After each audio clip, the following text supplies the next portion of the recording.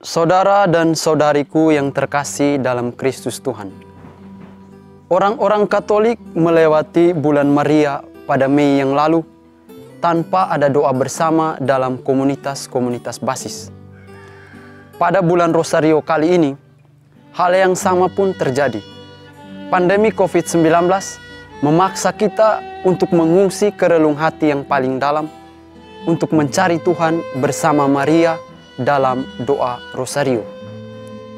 Perasaan yang mencekam akibat pandemi, pembatasan-pembatasan sosial, membuat semua orang harus mengisolasi diri dan mencari Tuhan dalam kesendirian. Kisah perempuan dan naga dalam Wahyu bab 12 ayat 1-6 membawa kita untuk sejenak merenungkan situasi sulit ini. Pada ayat 6 digambarkan perempuan itu lari ke padang gurun, meluputkan diri dari pengejaran dan penganiayaan itu. Ia masuk ke suatu tempat yang sudah disediakan baginya.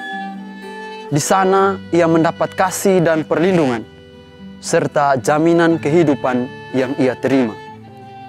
Gambaran itu seperti kisah Elia yang lari ke sungai Kerit. Di sana ia dipelihara oleh Allah dan diberi makan oleh burung gagak. Kisah ini juga mirip seperti kisah Maria dan Yusuf bersama kanak-kanak Yesus yang lari menyelamatkan diri dari pengejaran Herodes. Situasi padang gurun adalah situasi sulit, penuh ketakutan. Situasi di mana orang memasuki ruang terdalam kehidupannya. Keheningan dan pergumulan melawan diri sendiri. Pada saat itu, iman dan keyakinan seseorang diuji. Kurun waktu 1260 hari menunjukkan waktu yang begitu lama dalam melewati masa-masa sulit itu. Di sana, orang mengalami pemurnian. Pada saat itu, umat Kristen sungguh-sungguh diuji dan merasakan roh Tuhan yang selalu setia menyertai dan menguatkan mereka. Allah tidak membiarkan umatnya sendirian dalam ketakutan dan kesepian hidup. Saudara dan saudariku yang terkasih, Maria adalah tokoh pendamai di masa sulit. Ia menjadi pengajar ulung dalam memasuki wilayah gurun kehidupan. Menyimpan perkara dalam hati dan merenungkannya adalah contoh bagaimana harus hidup di dalam gurun kehidupan.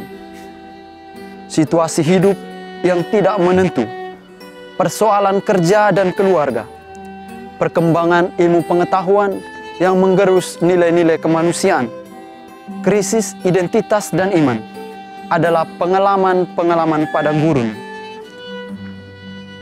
yang perlu dilewati dengan keyakinan bahwa Allah tidak membiarkan umatnya sendirian. Rosario merupakan kekuatan yang dapat mendamaikan situasi sulit, bahkan situasi perang. Gambaran sejarah tentang kekuatan doa Rosario memberikan arti yang mendalam bagi manusia. Bahwasanya ketika ketakutan dan ancaman melanda hidup, bahkan umat manusia pada umumnya, Rosario menjadi kekuatan baru, pelindung dan jalan untuk menyelesaikannya.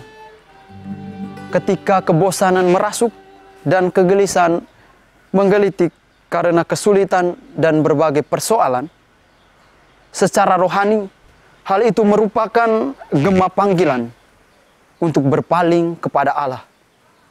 Bersama Maria lah orang-orang yang percaya menemukan identitas dan panggilannya.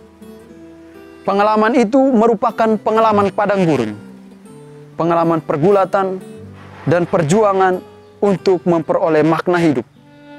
Oleh karena itu, syarat untuk memasuki pengalaman padang gurun adalah keheningan.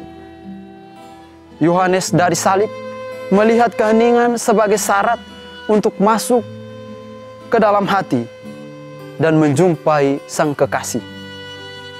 Dalam kesendirian dan keheningan, orang dapat melihat dengan jelas perkara hidup dan dapat menyimpan semuanya di dalam hatinya, seperti yang dilakukan oleh Maria. Kisah Yunus dalam perut ikan, peristiwa Yesus di Getsemani, atau kisah Elia di Sungai Kerit menunjukkan kepada kita arti sebuah kesendirian, namun berharap kepada Allah mencukupkan segalanya. Mari kita belajar untuk berpasrah diri kepada Allah bersama Maria untuk memerangi segala bentuk kekuatan jahat, baik dari dalam maupun dari luar diri, yang mengganggu iman kita. Bersama Maria, kita memasuki pengalaman padang gurun sebagai jalan untuk memurnikan iman. Mari kita nyalakan satu lilin untuk 1000 wujud bagi diri sendiri dan bagi dunia dalam doa rosario. Tuhan memberkati. Amin.